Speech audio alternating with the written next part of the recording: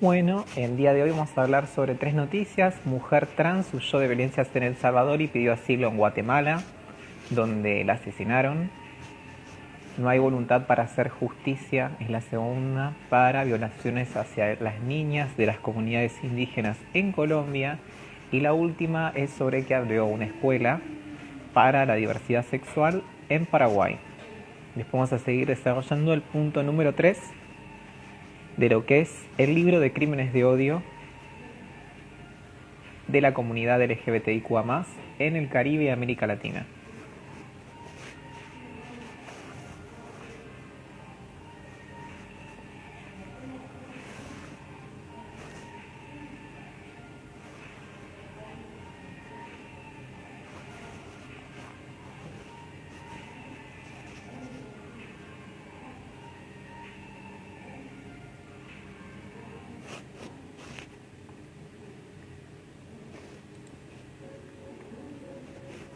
Bueno, el primero, mujer trans huyó de violencias en El Salvador y pidió asilo en Guatemala, donde la asesinaron. Hola, ¿cómo va, diosa? ¿Todo bien? Cambio de look.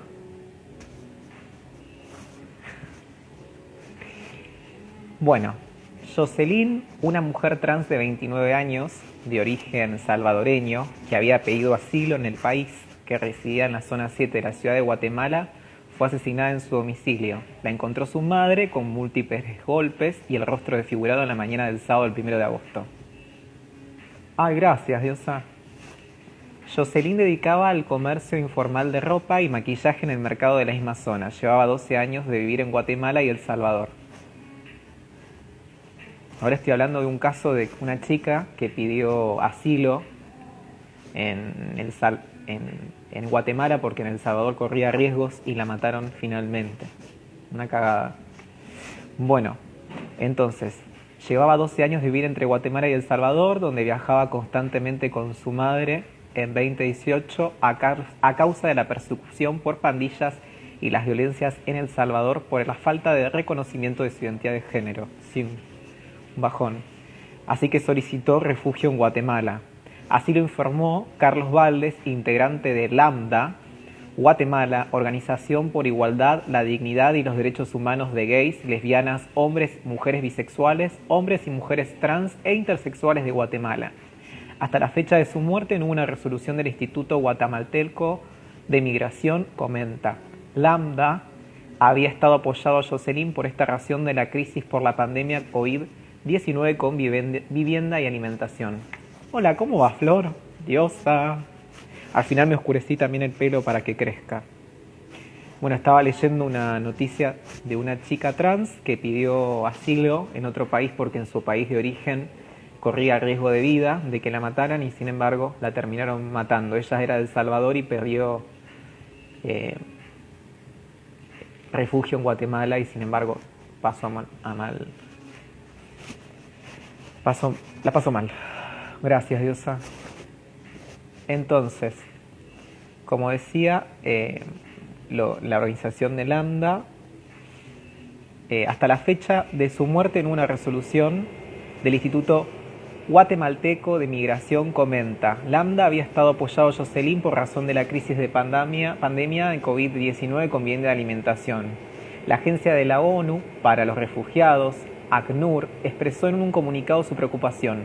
Nuestras condolencias a la familia y los seres queridos de esta mujer que intentaba reconstruir su vida en Guatemala luego de haber sido forzada por huir de su país por la violencia, dijo Giovanni Basu, representante regional del ACNUR para América Central y Cuba. El ACNUR hizo un llamado a las autoridades guatemaltecas para investigar a fondo su muerte y el compromiso de Estado de proteger a las personas de la comunidad diversa y a quienes solicitan protección internacional en el país. ¿Cómo va, Magdalena? ¿Cómo va, Aye? La verdad que yo no sabía que había como un pacto de organizaciones de la ONU para proteger a gente que corre riesgo de muerte por solo el hecho de ser de la comunidad. Así que interesante, lástima que no lo están cumpliendo del todo bien. Entonces, y advirtió, ACNUR, La muerte violenta de una mujer trans solicitante de asilo en Guatemala el fin de semana pasado resalta la necesidad de otorgar protección efectiva a las personas obligadas a huir de sus países, incluyendo a los miembros de la colectividad diversa. ACNUR expresa su consternación ante la muerte violenta de una mujer transexual solicitante de asilo en Guatemala. Entonces, el comunicado oficial de esta asociación, que es ACNUR, que articula con la ONU, es lo siguiente. En la ciudad de Guatemala, ACNUR, la agencia de la ONU para los refugiados... Ah, no, es directamente la ONU. Qué cagada, o sea, porque ACNUR yo pensé que era algo más chiquitito, digo, Caribe, Latinoamérica, y sin embargo es propiamente la ONU que no puede cumplir con lo que dice de protección a alguien. Tremendo. ACNUR, la agencia de la ONU para los refugiados, expresa su profunda consternación de la muerte violenta de una mujer transexual salvadoreña que había solicitado en Guatemala. El cuerpo de la mujer fue encontrado el 1 de agosto en su domicilio en la ciudad de Guatemala. Ella había huido de El Salvador en el 2017 después de haber sufrido violencia por su identidad de género y la persecución de las maras. Maras es como un grupo de pertenencia, que se ve que son transodiantes. El ACNUR hace un llamado a las autoridades guatemaltecas de investigar a fondo la muerte por su compromiso de proteger a las personas de la comunidad diversa y a las personas que solicitan protección internacional en el país. Expresamos nuestras condolencias a las familias y a los seres queridos. Sí, re mal, Diosa, cómo la ONU no puede, o sea, tipo, se dedica a los derechos humanos y no puede ejercer su rol. Bueno, los seres queridos de la mujer que intentaba reconstruir sus vidas en Guatemala luego de haber sido forzada de huir de su país por violencia, dijo Giovanni Basu, bueno, lo que habíamos visto arriba. La violencia y la persecución continúa. Esto es un dato tremendo. ¿Cómo va, Joaquín? La mataron una pandilla de forros. Muy bien, Diosa.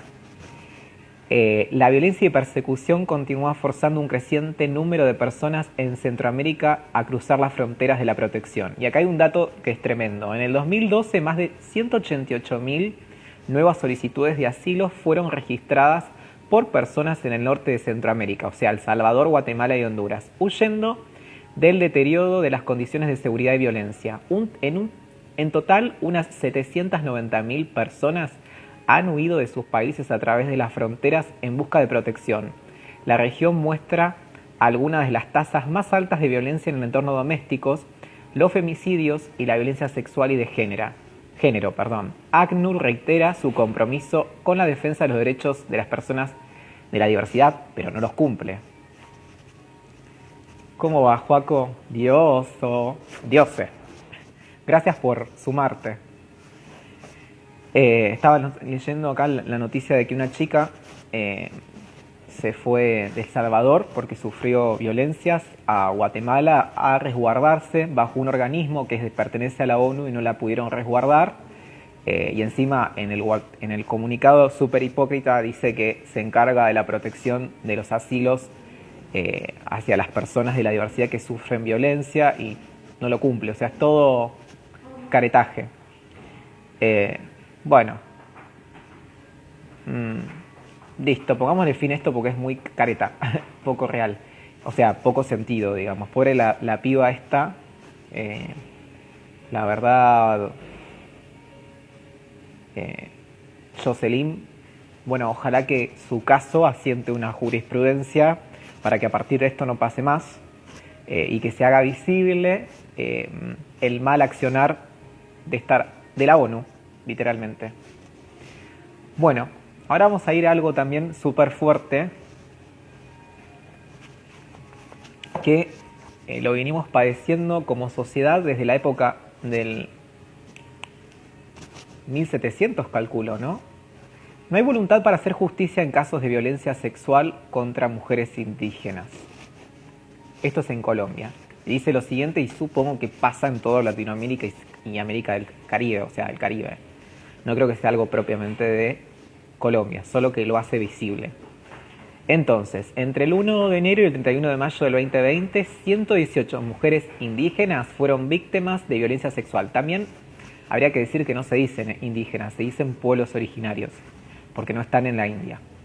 en Colombia, según los datos del Instituto Nacional de Medicina Legal. La cifra se conoció luego de que en los medios de comunicación se difundiera la violencia sobre la violación de una niña llamada Emberá Chamí por 7 soldados del batallón de San Mateo, adscrito a la 8ª Brigada del Ejército en el municipio de Pueblo Rico, Risaralda, el pasado 21 de junio. Investigan 118 casos de violencia sexual contra mujeres de comunidades de pueblos originarios. De acuerdo a Alejandrina Pastor Gil, integrante del pueblo Wiwa y consejera de Mujer, Familia y Generación, Organización Nacional Indígena de Colombia, ONIC, este es uno solo de los cientos de casos, la mayoría de ellos silenciados por faltas de garantías institucionales. Hacemos memoria, habló con Alejandría, con el fin de conocer cuál es el panorama de violencia sexual contra los pueblos ancestrales de Colombia. En la entrevista, la líder reveló que cuando las comunidades y organizaciones indígenas buscan justicias en casos de abuso sexual que involucran ni nada menos que a militares y sacerdotes, encuentran complicaciones. Qué raro, ¿no? ¿Cuáles son las dificultades que encuentran ustedes para el trato de los casos de abuso sexual en mujeres indígenas? Ya me pongo nerviosa. Ya llevo 3 años de estar en la consejería del ONIC.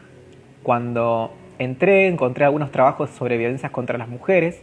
Luego una resolución emanada por las autoridades de la organización que daba cuenta de que desde el 2015 se pedía abordar ese tópico con mucha seriedad y profundidad. Sin embargo, me preocupó algo, y es que el tema de las mujeres indígenas estaba traspapelado de todas las instituciones del Estado, sin unidad ni orden. Por ejemplo, recuerdo que nos dirigimos a Medicina Legal o a coordinar un trabajo y encontramos que no tenían la variable indígena bien categorizada. Luego le preguntamos a la Fiscalía cuál de los 115 pueblos ancestrales tenía el mayor índice de violencia contra las mujeres, niños y niñas indígenas, y encontramos que no solo contaban con esa información, tenían casos, pero no había claridad sobre qué pueblo pertenecían, incluso estábamos revueltos con los casos de las comunidades afro.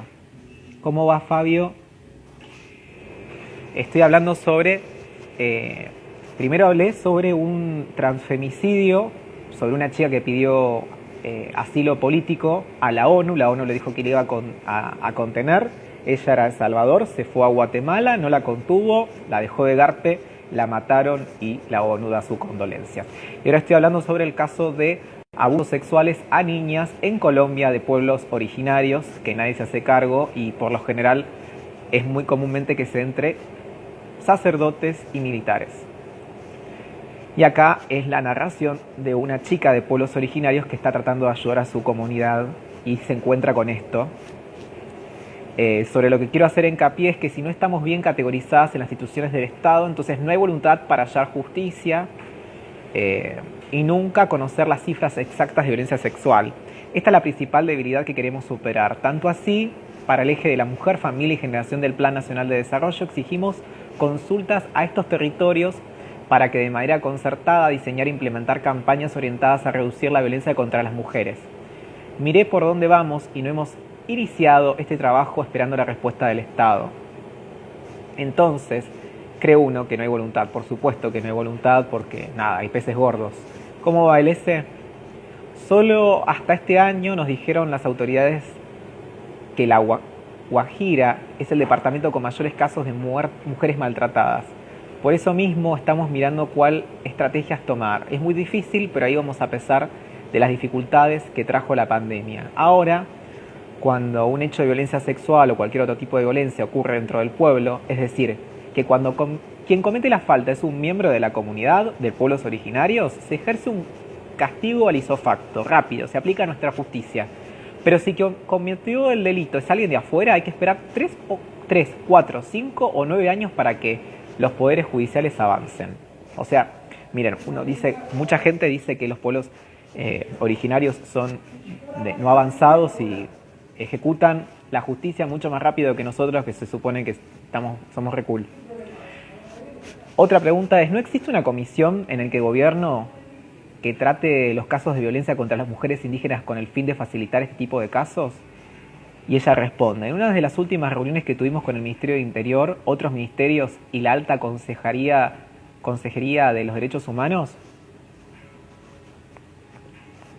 Nos pusimos en la tarea de concertar una comisión para las mujeres indígenas y nadie se quiso hacer cargo.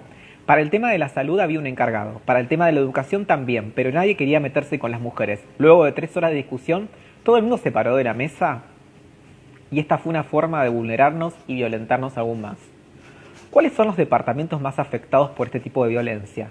Este año se ha disparado la violencia contra las mujeres. Los departamentos con los índices más altos son La Guajira, Chocó, Atlántico, Bolívar y Guaviare. Yo creo que fue por eso que se visibilizó en las redes sociales el tema de la supuesta venta de mujeres guayú en La Guajira, que desde la ONIC rechazamos y pedimos investigar. Lo peor es que muchos no vieron esa actitud como violenta ni irreprochable. Entonces nos preguntamos, ¿cómo se llama eso? Complicidad se llama. Por otra parte, el Chocó, los pueblos indígenas que más han sufrido son los Emberá, por complejo del conflicto de territorio. Y en el Guaviare se prendieron las alarmas de las mujeres Nucac, quienes por años han sufrido el conflicto armado. Allí se conocen casos de menores de edad violadas y explotadas por militares. ¿Cómo va Pataismandi? Ay, perdón, con los nombres soy media mala.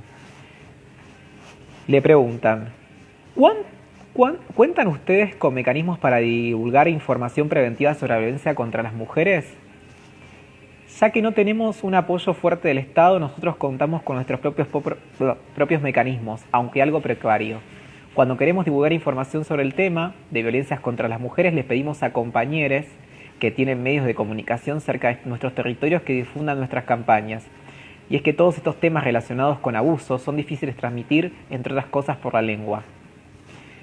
Es una nota que se le hace a una mujer perteneciente a los pueblos originarios de Colombia sobre el tema de abuso sexual a niñas, que en mayor de los casos está dado por militares y sacerdotes en Colombia.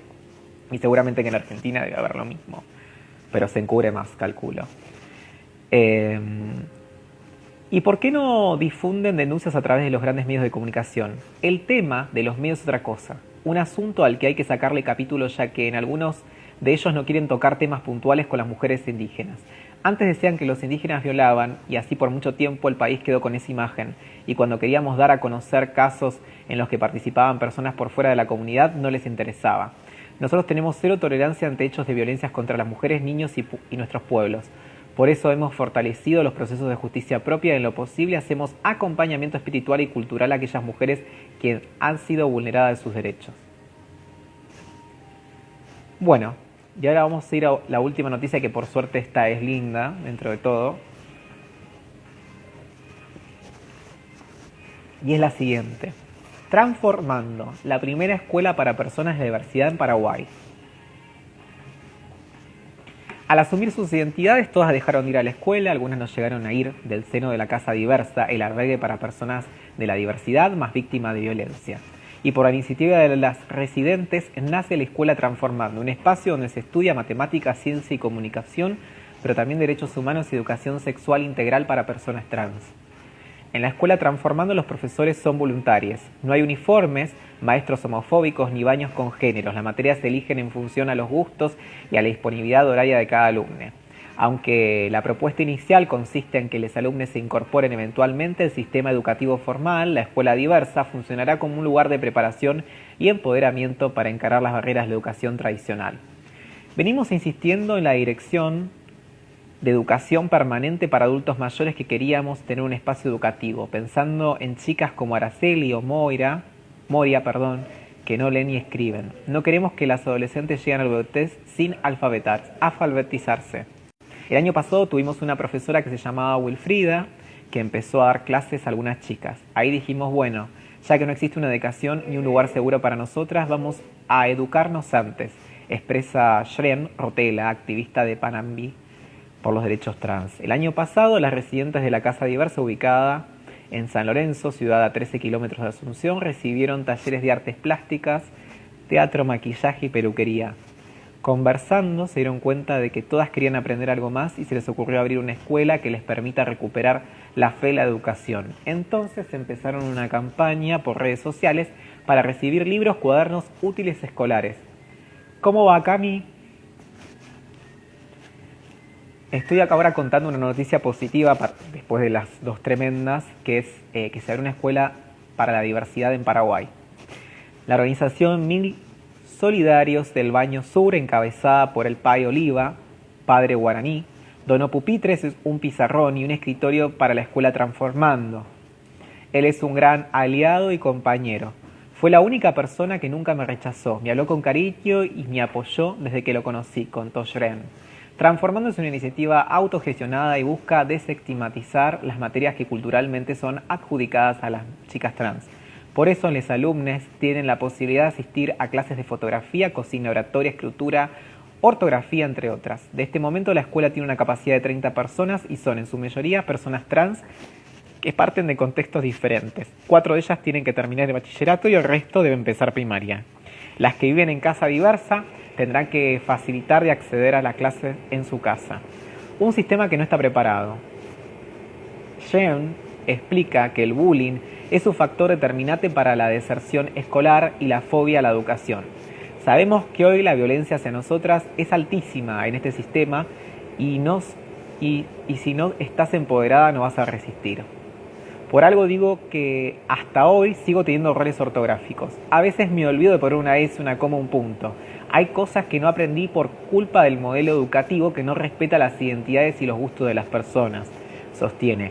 Y es que el sistema educativo paraguayo no ofrece a las personas trans las condiciones de inclusión que están consagradas en la Constitución Nacional. La Ley de Educación Inclusiva tiene por objeto remover las barreras que limitan el aprendizaje y la participación, así como garantizar la accesibilidad de los alumnos con necesidades específicas de apoyo educativo por medio de recursos humanos calificados, tecnología, adaptativas y diseño universal. Bueno, por último vamos a decir que Moria es de Villa Yes, tiene 32 años, nunca fue a la escuela, su mamá tuvo muchos hijos y no tuvo los medios para enviarlos al colegio. Me echaron de mi casa y empecé a trabajar como jardinera en la casa de una señora que se llamaba Isabel. Ella me enseñó todo lo que sé, hablar, normas de comportamiento, cómo sentarme en la mesa, cómo tratar a la gente, todo. Se llamaba Isabel, narra Moria. Y después tenemos otra noticia que eso lo vamos a leer en otro momento. Y por último, les voy a leer parte del punto 3 que había leído sobre el libro que escribió Zaffaroni entre otras personas en colaboración sobre crímenes de odio a personas del colectivo diverso y mujeres cis también, cisgénero. Entonces, había dejado en el punto 3 de este libro, que es la heteronormatividad se confunde con el resto de las normas sociales y las pone a funcionar a su servicio. La subordina y la sobredetermina. La integridad es una multiplicidad causal, de ahí que hasta no hace muchos años las conductas que no se ajustaban a la heteronormatividad solían ser calificadas de antisociales, peligrosas para el orden social, sectarias, contrarias al bien común. Y como la psiquis se forma en relación con las normas sociales, la heteronormatividad echa profundas raíces en la subjetividad. Solo así se explica el porqué de las personas homodiantes y de el odio a la comunidad diversa puede manifestarse consciente o inconscientemente, tanto a través del rechazo sutil como las violencias extremas, es decir, a través de la perpetración de crímenes de odio contra personas de la diversidad. Si bien el odio hacia las comunidades diversas comprende un amplio espectro de sentimientos, pensamientos y actitudes. ¿Cómo va, Pablo? Estoy leyendo el punto 3 del libro de Crímenes de Odio del Caribe y Latinoamérica, que crearon en conjunto por los crímenes hacia el colectivo diverso y mujeres cis. Actitudes en comportamientos negativos hacia las personas de la diversidad, rechazo, repugnancia, asco, miedo, desprecio, odio, prejuicio, lo que signa el continuo adversivo, ese rechazo radical que implica la existencia social de aquellas identidades sexogenéricas que no son las hegemónicas. Y la radicalidad de este rechazo no se puede entender si no se atiende a un núcleo duro de lo que está en juego, en particularidad, formación reactiva, que es el odio a la comunidad diversa, la mirada heterosexista a las personas de diversidad, se le aparecen como una amenaza en su propio sentido cerrado del humano y la manera de entender al mundo en un sentido que lo engendra. Esta es Judith Butler del 2005. ¿Cómo va Bleeding? Cuando vamos a fondo de la cuestión, el odio a la comunidad diversa, especialmente el odio a los homosexuales por su relación de larga data con la masculinidad hegemónica, no es sino una dinámica y mecanismo de defensa interconectados, un mecanismo de defensa propio de identidad que se construyó sobre el suelo de premisas heterosexistas. Luis Tin, 2008. Por un lado, una dinámica hegemónica que pasa por un modo de asegurar la dominación masculina heterosexual en los espacios sociales sobre la creación de vínculos excluyentes para los varones. En los últimos años se ha desarrollado un debate sobre la manera más conveniente de nombrar el rasgo de conductas prácticas y representaciones que manifiestan aversión hacia las personas diversas. Bajo el argumento de la fobia, constituye el temor irracional excesivo hacia el objeto específico que no justifica tal reacción. Por un lado, que su impronta psicologizante podría servir para exonerar a los agresores anti-LGBTIQA+, de la responsabilidad de sus actos. Por otro lado, algunas voces se han pronunciado a favor de reemplazarlos por odio. Por eso, más que fobia es odio, porque si tiene fobia había alguien de la diversidad cruza y somos felices todos, nadie nos mata. A menudo, el odio a la diversidad o de personas, actos, conductas o enunciados, lesbo-odiantes, gay-odiantes, homo-odiantes, bi-odiantes, trans-odiantes, etc., sin ánimo de pretender saldar el debate actualmente en curso, consideramos que prescindir del término fobia y empezar a usar el de odio.